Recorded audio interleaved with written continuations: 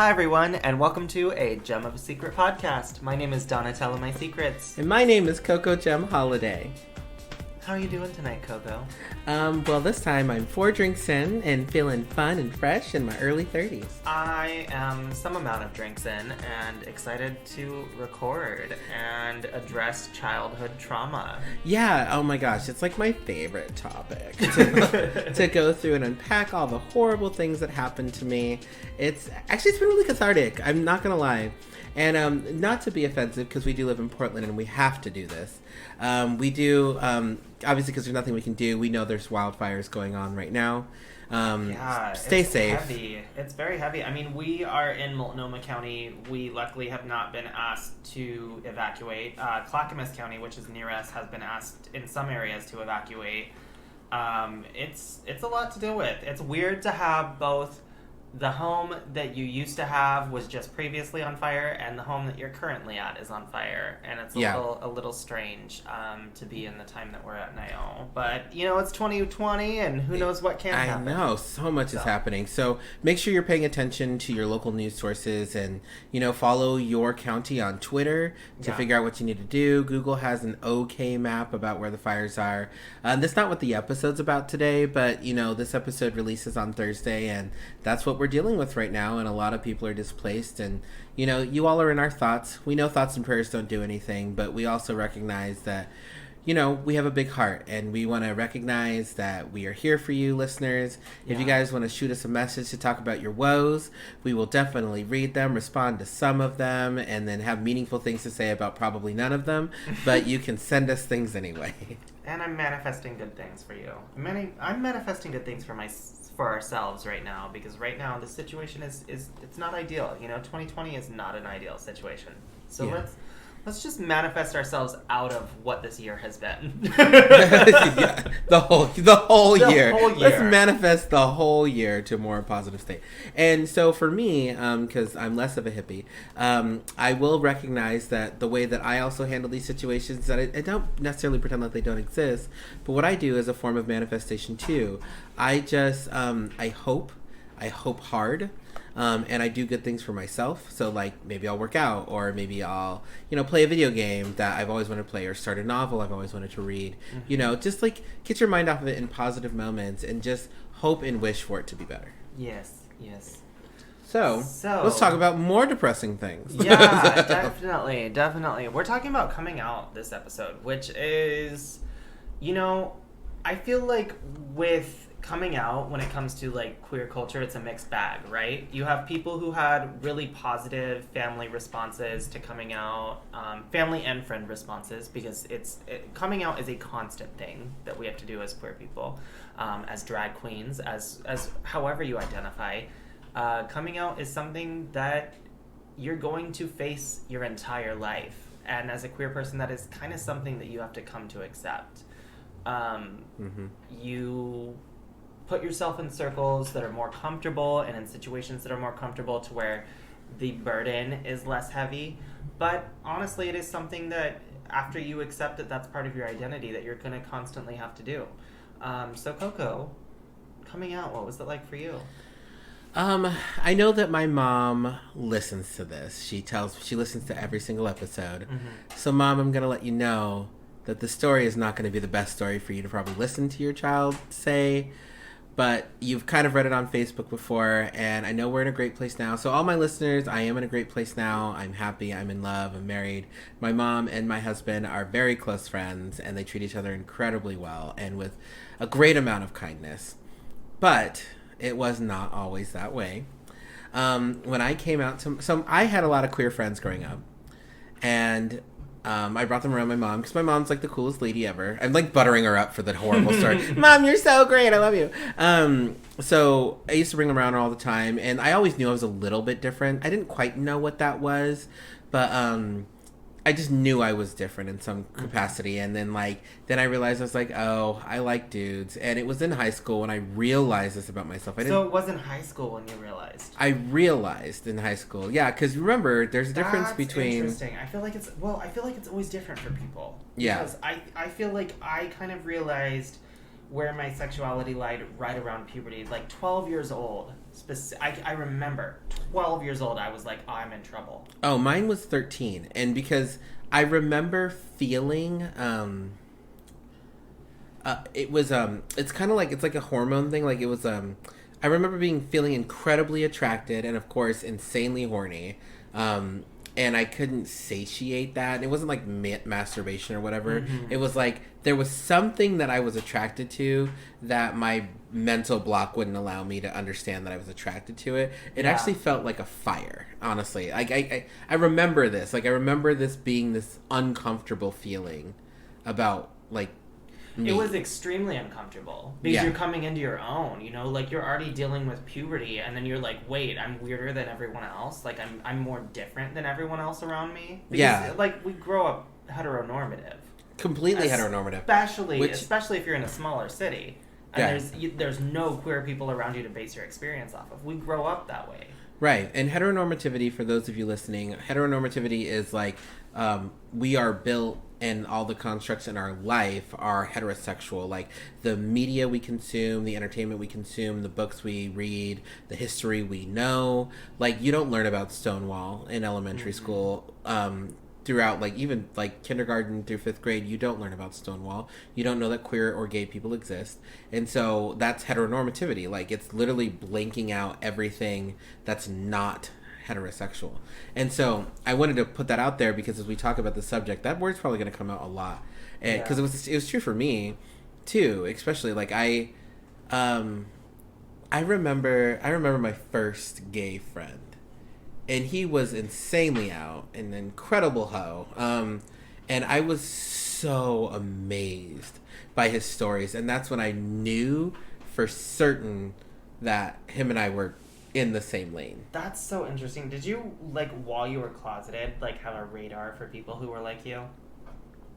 Absolutely. But it wasn't like the flamboyant gay boys or whatever where you could see their flag from space. It was the people who were out that I just felt a connection to. Like, because when we talk about the queer community, like that idea of community is true. And so I would have this gaydar, for lack of a better term, for people who did have the same weirds as me. Yeah, and even if they weren't completely gay, they were a little queer. Yeah. You know, just you knew that they were a bit different. People, I feel like if you are part of this community, you march to a bit of a different drum, and it's like we constantly feel like the black sheep of our families, and that's why it's so easy for us to form these groups, these families, so to speak, these chosen families, so to speak, because we've all been kind of rejected in some sorts by our own families, right? True. Did you have any, before I get back to my story, did you have any not gay friends, but did you know any gay people in middle school? No. Or junior high? Lesbians, I guess. Like, there were some girls that played around with their sexuality, but never men. It was very, very taboo for men to. When did you meet non-family or non-TV? When did you meet your first real gay person? High school. Gay man. High school. High school. My drag daughter, actually. Older than me, but my drag daughter. Really? Yeah, Nathan. Juno, my secrets. Really? Yeah, was the first gay person I ever met. Also the first gay crush I ever had in high school, I think. Wow. Because we had voice lessons that were separate. Yeah, that was my drag daughter was the very first out gay person I met in high school. That is insane. Gosh, I love Nathan. Such a good personality and a kind person. But yeah, mine was actually in middle school. I didn't know he was gay. Because I didn't. And let me back up with this too. There were flamboyant gay boys there were flamboyant men who were sissies to a degree, like offensive term or not, but it is offensive. It is an offensive term. In fact, it's an extremely hyper masculine term. It's funny, when I was in middle school, that term wasn't actually considered offensive, which is weird. And I know that me and Donatella are relatively only 5 years apart in age, but yeah, it wasn't a super offensive term for us when I was growing up. Yeah. And we didn't actually use the term flamboyant. That didn't exist in middle school. So in middle school, there was this guy who was very feminine. And we said gay without knowing what gay meant. Now, being a 34-year-old drag queen now, I absolutely obviously know what the word gay means. But back then, we're like, oh, that kid's probably gay. No fucking idea what it meant, though. I just didn't. That's crazy. Isn't that no? Isn't that crazy though? Because like in like elementary school and stuff, we get people who call us like these certain terms, and we have no idea what they mean. Because I remember being called queer bait, and not knowing, and being called does that even mean? Queer from the time that I was in like 4th grade, and I was like, what does that even mean? I had to ask my parents, and my mom was just like, oh, queer just means weird. So I always just thought that I was different. I always from the beginning knew that I was different because my mom defined it as that gay just meant different and weird. It's not how she felt. We'll get back to that. Let's get to your story. Well, and actually, no, same story. So I learned the term faggot in middle school, in 8th grade. And I asked my mom, no. It was, no, I learned the term dildo, actually, in 8th grade. And I was saying it, and I told my mom, what is it? And she wouldn't tell me what it was. Mm-hmm. And, like, the thing is, that's not a negative thing necessarily, because, once again, my mom's listening to this. That's not a negative thing. She didn't tell me what it was. But, like, I also felt like I didn't have access to rhetoric. I didn't have access to faggot. I didn't have access to queer. I didn't have access to gay or lesbian. And I was told later in life, because I did this comedy skit at my last job that didn't go over super well, because I was told, you didn't give parents the opportunity to decide when they want to have the conversation with their children about what gay is. Mm-hmm. And as we're talking about this subject, I recognize, like, I actually respect that belief, but at the same time, I think it's also really disheartening and uncomfortable because I didn't know any of those things. And so I'm entering into this world to where now I'm feeling things that are putting me in labels that I don't know what they mean. Yeah. And yes, kids nowadays obviously have the internet. And I had the internet too, but we didn't have Google like it is. I didn't have Google growing up, by the way. Google didn't exist yet. I did. So I think that's the difference is that the internet was very readily, that's kind of how I got to discover myself, was a bit through the internet. It was very readily available while I was going through puberty. Oh God, I wonder what it would be like to come out when you're a kid and have Google, because you can Google what the fuck's going on with me. I think I like boys. It wasn't necessarily easy because I had to do it in the most hidden ways. I had to make yeah, you had to hide it. Yeah, I had to like spell gay, Ghuey, and then it would autocorrect, and I would click on the thing that it autocorrected to. Oh my gosh! Yeah. There were like codes. Like there were That's things. Crazy. Yeah. So then my parents wouldn't see the search history. Like that was God. Yeah. I had to learn how to delete cookies really fast. Like that was something as like someone who came from a extremely conservative family, knowing that I was different, knowing that this was like part of my life. Like I had to like find my way to hidden, like quietly explore that side of me. I'm blown away. I was always into computers. So I had a computer, which I realize now is a luxury. I had a computer in my room behind a locked door. Mm-hmm. My mom was okay with doors. She was okay with locking doors and whatever. And so I had a computer in my room from a very early age. Mm-hmm. And I never really took into account. I did it once, though. When I was in high school, I went to the library to look for books because for some reason, even though my mom would never touch my computer, like ever, and I had plenty of computers growing up, my mom never touched my computer, but my parents were those parents. Like they wanted access, they wanted to know everything. So my mom would like look through my backpack. Like there was not privacy for me. My mom never once. No, there was never privacy. There was never privacy for me when it came to like we should know everything. We are a family. We should know everything about each other. Wow. We did have a very different upbringing. Mm-hmm. Because I remember thinking, I went to the library to look on books about being gay and what it meant, and to try to find queer stories. That's what I was looking for. Now that I'm older, I can officially say what I was looking for were queer stories, fiction and nonfiction, and coming out of closet books and things like that, which I guess kids nowadays would have Google. But the reason I wanted it from a book was because I felt like, oh God, this is gonna sound naive. I didn't know that gay existed on the internet.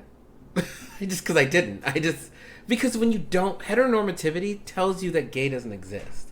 So I, as a very young queer person, didn't realize you could Google gay on the internet. I didn't realize it until my middle school girlfriend, Trinity, had a Zanga account, and Zanga was one of the first blog sites that I got on, and I started a Zanga, and it was just like a blog where I could like post like my favorite depressing Simple Plan songs as like the little scene kid that I was back then.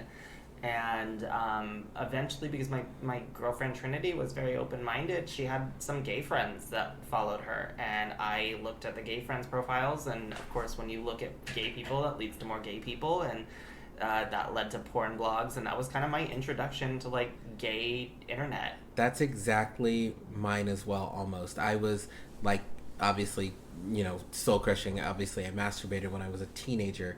But I remember I was looking at porn, and I clicked on a link, and it happened to be two men having sex. And I was like, oh, that, like, that's what, like, and then I was like, oh, gay exists on the internet. Yeah. And I was like, oh, okay. And then, so I decided to search for, because, by the way, I was the LimeWire days. So my porn came from LimeWire, and those, because remember, Napster was the first. I do remember porn from LimeWire. Don't get me wrong. That would fuck up your computer. Like, because you would have to download it. You would have to download the full-on fucking files. No, I do remember porn from LimeWire. Yeah, we're old, okay? Quit looking at us, friend. I was born in 1992, and she was born in the 80s. So, you know. Autumn is here, by the way. Hi, just to insert myself, as someone born in 96, I just used LimeWire for, like, music. Yeah, no. Porn, I would just, like, watch the, like, previews of the videos. Oh, like on the Pornhub. websites. Yeah. Not like Pornhub. Didn't know that existed. Like Randy Blue. Yeah, and then just watch the previews. Oh. And then, like, incognito, and then, like, close it off, and then open it back up again, so that, like, because they only have, like, a limit for how many you can watch. That's an issue, because if you could get off enough just to watch the previews, that makes you a two-pump chump, and there's porn addiction, and that's something that people really, is a serious issue now. People are so addicted to porn, they can't last long during sex, because they have such crazy access, and they're like, oh, I need to get off in this time frame. Mm-hmm. It's actual, like, thing. it's actual real, like... I didn't know that was a thing. it's a real thing. That makes more sense now. Yeah, it does. That's probably why straight men... Wow, I'm going to just say porn this addiction and, like, easy access to porn. Well, because, like, with women, having sex with women, they're not going to get off as quickly as a 2-minute video. No. And so it makes sense why straight men, for all of us out there who may or may not have slept And with a straight gay men, person. we're so... I mean, a lot of us... Okay, here's the thing with, like... gay socioeconomics of gay men. You're either real rich or you're real poor, and you make it look like you're making it by as much as you can, like we are. You know, like that's the thing with gay men. You're like, I am an affluent gay. Or I pretend to be an affluent gay based on the budget that I have.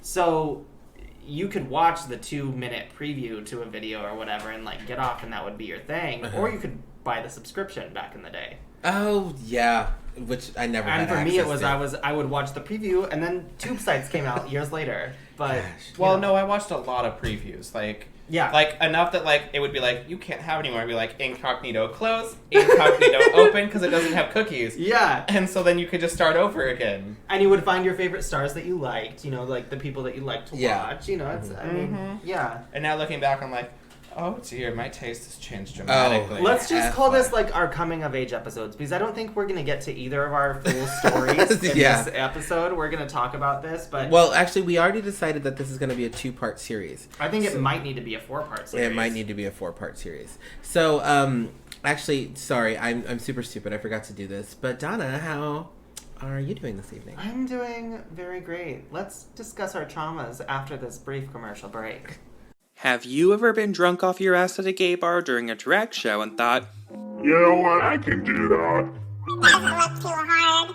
Maybe if I control the jello shots, I can have more for myself. then have we got a show for you.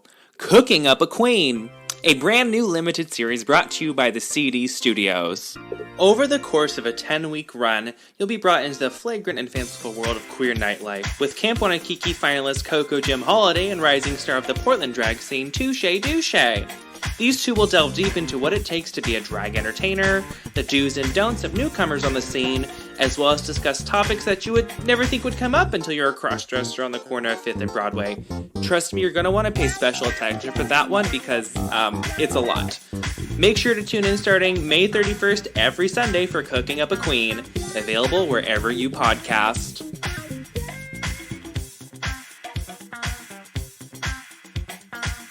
It's a podcast with Coco and Donatella podcast. Tune into What They Tell You podcast with Coco and Donatella podcast. Hey Coco, I'm feeling pretty groovy because, you know what? I'm just that laid back type of chick, right? God, you effing hippie.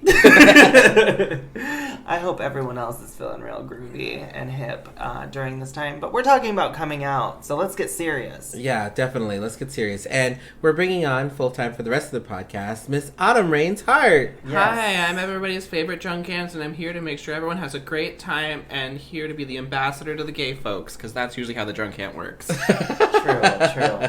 So yeah, we are going to talk about coming out. The topic is going to be a bit more serious, and then Autumn will kind of add in her commentary as she sees fit. I'm insufferable. We're in a room full of queers right now. We're in a house full of mostly queers. Our roommate is not here, but he's the only straightness, and that exists on the first level of the house, and not even like the lower level, but like They have full-on Harry Pottered him. Yes, we kind of have.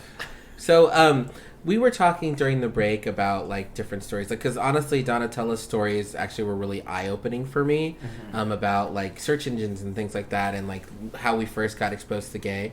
So this is something, and I'm actually going to expose myself a little bit because it actually still happens even in my 34 years of life. On MySpace, when they finally included sexual orientation, I would get really excited when I would see gay. And I actually still get really excited when I find out that somebody is, like, bisexual or queer. there was gay, bisexual, all of it. Because, like, Yeah. that's when Tila Tequila came to prominence. She was, like, the main, like, MySpace girl that was there. And she was the most friended girl. And she was notoriously bisexual. And people were, it was so, you know, like, oh, call the papers. There's a bisexual, like, lead model on MySpace. I know it was so weird because I was so freaked out by people who lived out, and I do mean that, and I actually even mean it offensively. The early 2000s were extremely homophobic. I mean, Yes. still, it was going. I mean, like, the 90s were homophobic. Still, you're going from dealing with the stigma of AIDS and HIV into going to trying to accept it. But yeah, the early 2000s were still incredibly homophobic, and it was very hard to be out during that time. It is, and I actually want to expose Autumn here real quick. Autumn, tell the kids what your dad said at one of our recent lake trips about having a queer kid. I don't remember. I was drinking. Great. So what Autumn's Let dad Coco said. paraphrase. Autumn actually, because we were talking about obviously homosexuality and queerness and whatever, and Autumn's dad had actually talked about how he's had conversations at work about having a queer son and what that means. Because I've heard from Autumn's parents now that they knew Early on. very early on, that this kid of theirs is very queer. I thought I was stealthy. That time when I was like 13 when they caught me watching gay porn, I thought I was stealthy. It's not stealthy. No, honey, they said when you were a kid. And so my thing with that is like, so actually I have, because like we said, we'll probably make this a 2, 3, or 4-part series about coming out. I actually have, so I'll give a coming out story in this episode. You didn't paraphrase what he said, honey. That's what he said. Oh. You just kept talking. Yeah, no, that's what he just said. He basically told his coworkers that he had a queer kid and some of the questions that they've asked, and he's had to navigate that situation about having a gay son. Mm-hmm. And he still sounded so proud of you. That's not quite what he... I don't know. Now I remember what he said, and that's not quite what he said, honey. What did he say? He said that they would make gay jokes and be like, hey, dude, my son is gay. It's the That's standing right. up I for remember your that. son that is important. Yeah, Yes. your dad stood up for you. Now, the reason I'm going to go to my dad's coming out story, and Your I dad's don't gay? know. No, my coming out story you to my coming dad. out to your dad. And I know my mom does listen to all of our podcasts, and so, Mom, I'm not sure if I told you this So that's story. the one that you want to talk about right now. I'm going to talk about that story versus Okay. the one with my mom. We have Mom, a you'll lot be in the more. next We one. have a lot more to unpack with our yeah. Let's make this episode just kind of like a palate cleanser. Yeah, a palate cleanser. So, when I came out to my dad, I was at one of our family friends' house. My dad was visiting from Connecticut, and we were outside, and it was actually Pride, and I'm not quite sure which Pride it is, so I'm not going to try to unpack that. But I visited him, and I guess, like, we call him Uncle Zeke, and I'm just going to say his name anyway because he doesn't listen to this. So he was telling my dad, like, oh, look at Pride. Pride's happening right now. But because he knew, because I was already out to my mom at this point, and he knew because my mom told him. And so he was trying to figure out where my dad sat on He queer was like issues. getting a temperature of the room. Yeah. Okay. And all so right. he was pushing my dad to, like, see what he said. And my dad was just, like, kind of acknowledging. And he pulled me aside. And this is really alarming. And this still happens to me He today. being your dad or he being Uncle Zeke? Uncle Zeke. He pulled me aside. Uncle Zeke pulled me aside. And he's like, I was trying to get it out of your dad to what he felt about, like, Pride and whatever for you. I was very taken aback because I didn't know he knew. And so I was like, oh, shit. Like, what? Okay. So it was disarming for you. Very in the first disarming. place. And I do remember that I was with my ex at the time, and I brought him. And I did have my nails painted black because I had drag. Somewhere in the weekend I had drag. So my nails were black. But, like, that's it. Mm-hmm. And so, just fast forward, because some of the details are a little lost, but I was outside with my vehicle and my dad, and we were having a conversation. We were having an argument. And I remember I finally just told him, I was like, Dad, you don't know this about me, but I am bisexual. And that person that you met is the person I'm dating. And he goes, which I thought was such a blessing, and it's not now. Mom, it's not now. He said to me, verbatim, and I will never forget this, I already knew.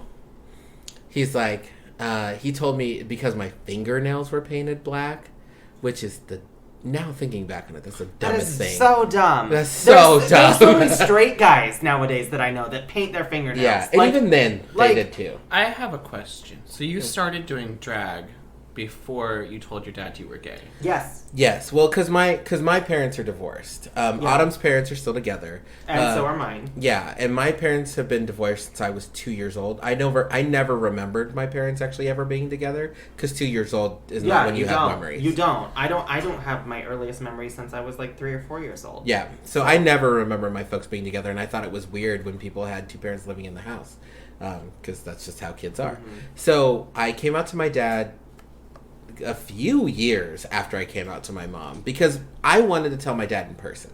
I did. I always wanted to tell him in person.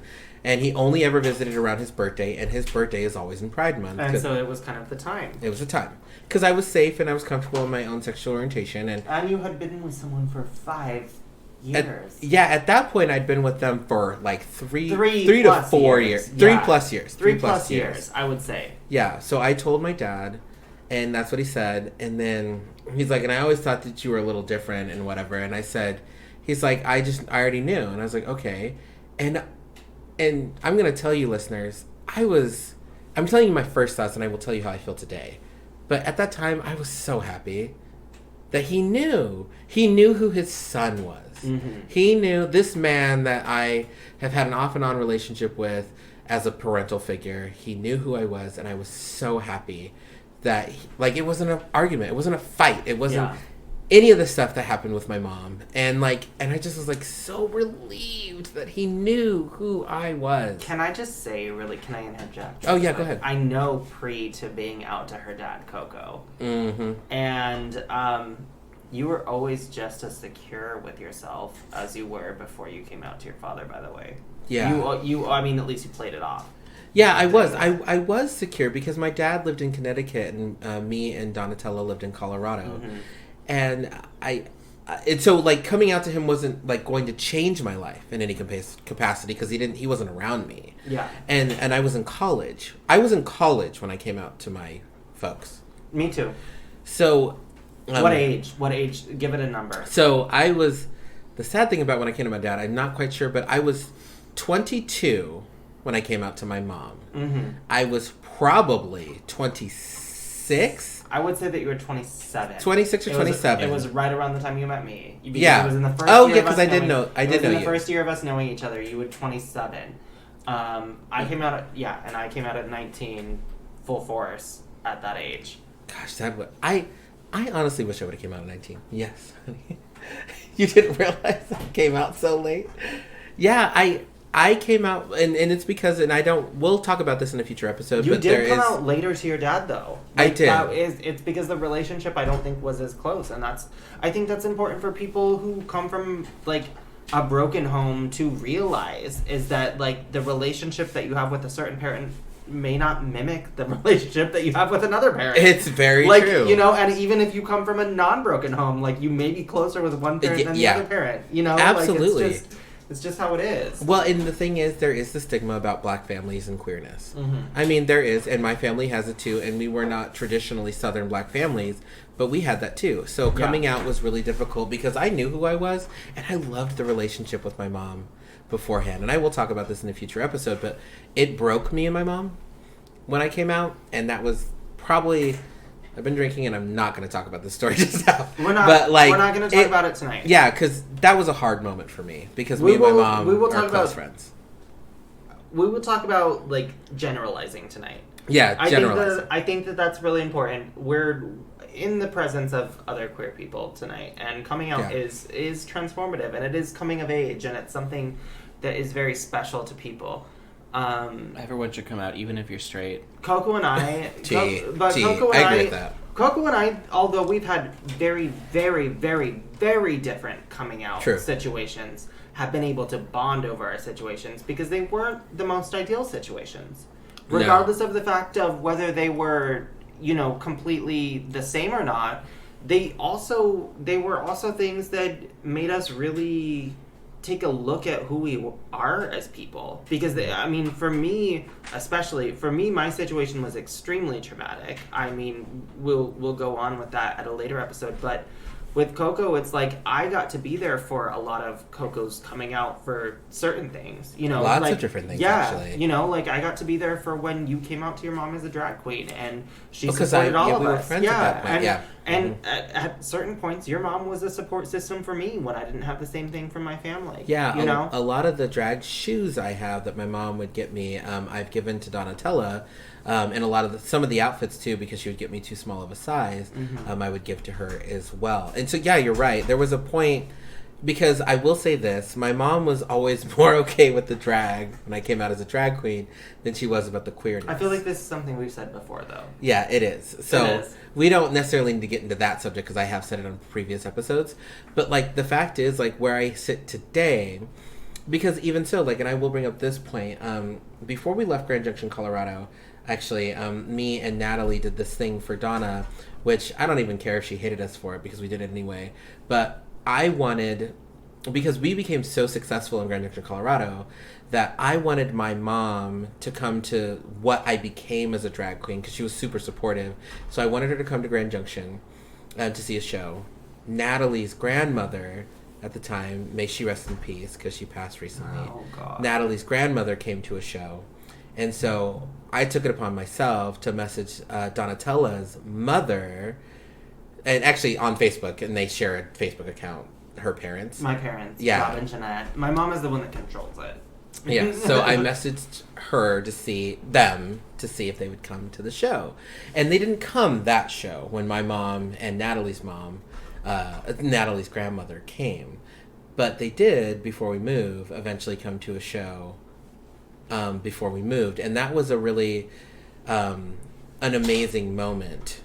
And we just told Donna, we're fucking doing this. Like, we told her after it happened.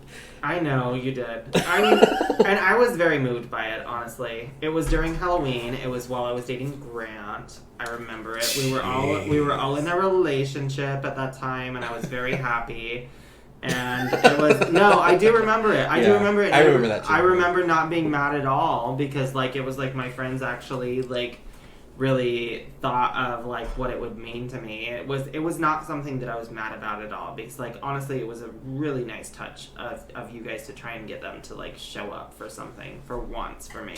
And they did show up towards the very end. They did. And my mom still, I don't think my mom still takes it as seriously. Just because she was a bit more mystified by Natalie than she was by me. As everybody is. Everybody But- loves Donna. Everybody loves Donna. But my mom. But my mother. But my mom. But my mother. I think I tried too hard, is what I did. I was like, I'm going to do Madonna, and my mom loves Madonna. And, She was desperately seeking Susan. yes. Yeah. I was, something Mahoney, whatever that is. Yeah. We actually made a comment tonight, me and Autumn did, about Donna, about playing characters in a person. What did we say about Donna? Don't throw me under the bus. I said Coco Jem Holiday is the main character, and they're like, no, Donatella, you're the main Yes, character. that's what we did. Me and Autumn were like, me, Autumn, and my husband Adam were like, no, Donna, you were the main character. I was like, Coco's the main character. If we we're go just anywhere background. without her, we're like, who's gonna like us? T. That is absolute T. Donna is the main character. I'm an ENFP, which is the campaigner. Apparently, She threw out that Discord, everybody. apparently, I'm different than. I don't remember what mine was. I took it when I was. You're I. You definitely start with I. You're an introvert. I'm ENFP, which is the campaigner. I do what I can to try and connect with the people around me as quickly as I don't know why. I don't know why that I have this connection with people automatically and why people assume familiarity with me, but it's just part of my personality type. I love people. I love talking to people, and I don't quite understand why I do. Donna But it's- has like the equivalent of like if you go to like the shelter, she's that cat that you want to adopt. Oh my gosh. That is the best definition for Donna I have ever heard. Not in my tipsy drunk state, but that is still the best like she's definition I've been heard. through some hard shit. Like she has like But she's adoptable, She has so. one eye, but she really is cute with her one eye. really- She'll flutter she's it like got a princess. Character. She's got some character. Donatella Messinritz has a better character now. Yeah, seriously. And seriously, I have to tell you, listeners, that me, Donna, and Autumn look so fabulous in our drag tonight. We do. I'm wearing a full, like, vixen, like, latex black gown right now with just hair up to the ceiling. And, Autumn, what are you wearing? A jockstrap in Jesus. She's wearing a crucifix and a jock strap. But her face is beat. It's Beat for the god. Wearing black hair because obviously Portland drag. She's exploring her No. non-binary fantasy. I'm not actually doing any of that. I'm actually wearing a sequins gown to the floor, and it's really pretty because it's like iridescent and it's like really pretty. And then like blonde hair because obviously. Yeah. Yeah, and then I'm wearing a muumuu as she does, and it's also No, it's a fashion poncho. fashion It's a poncho. muumuu that's stoned from the neck down, though. It and is. let me It's just say, beautiful. like, it took a while for me to do this for you, and She I'm was a little- on the I'm on a the little phone with offended. callers. I'm a little offended that the first thing you didn't do was give me credit. For Sorry, this. Donatella Yeah. made my And fashion Sorry. did you poncho. see the second thing that she did was throw it on the floor? I got right. Well, because you know when you have to go someplace, but I mean it's beautiful. I I got look great real now. stoned and stoned this muumuu for you. But they aren't. She got real stoned, but they aren't real stones. It's the Walmart big package. They are plastic. Oh, they my are goodness. plastic. I love this. and but I do and then I'm wearing a nice black wig, of course, that is ethnic as fuck. It's so poofy. It's so poofy. and I just Disco love it. Berry. Yes, gosh, I look stunning, and my face is beat. It looks like she's about to sing Gold Member. If I remember, I'll post a picture of what we look like to our website. I probably won't remember because I have been drinking, so don't expect it. Are we at the point where we're ready to come to a close with this episode? We are at the point where we're coming to a close with this episode. Before we end it, like we said before, Autumn, do you have any words for the kids who might be struggling or displaced because of the fires or anything that's happening currently in Portland? Do you have any sympathy, any sort of empathy in your heart? They're asking a sociopath if they have empathy. Her handle, her headline on Facebook is, I'm a narcissist. I can't be narcissistic. I'm perfect. Oh, I can't be narcissistic, I'm perfect. But Okay. no, like, stay safe, I guess. Liddy. So heartfelt. So heartfelt. Actually, we Great. did have a sad moment with that to end out our episode. So one thing that me and Donatella do a lot when we're in Portland is we go on what we call autumn adventures. And Autumn had expressed to us the fact that... So an autumn adventure is usually something that's outdoors. It's hiking, looking at waterfalls, going to the beach, like something truly to get us in touch with nature. And it's been an amazing very grounding. journey. It's very important for me. It's been something good for my mental health during this entire summer. And for me, it's been good for my physical health because it's usually a little bit strenuous. Mental, honestly, both. It's yeah. both. And then I get to have wonderful moments with my husband and, of course, my closest friends, being Autumn and Donna. So because of the wildfires, Autumn has been saying today a lot, like a lot of the places she wanted to take us to are done. And That's decimated. And that's really heartbreaking. And so we understand, like, so if you're feeling it right now, listeners, like we said, reach out to us. We will contact you. Donna's so great at this stuff. If you need a hug, Donna will give it to you. And just don't take my wallet while you're doing it. That happened one time. that happened. Well, I mean, like, you can't have that a wallet. That wallet will never come back to me. I will never have that wallet again. Thank you, Kyle, for giving me the great mandala wallet that he gave me. But I got my wallet permanently stole from me. Yeah. So this does bring us to the end of our episodes. Please be safe out there, Portland. This is a Portland-based drag podcast, so we are focusing on those areas. But me and Donna are also from Colorado, and we know that you guys are experiencing freezing chills and wildfires as well. So please be safe there. Autumn, do you have anything you want to promote for the kids before we end?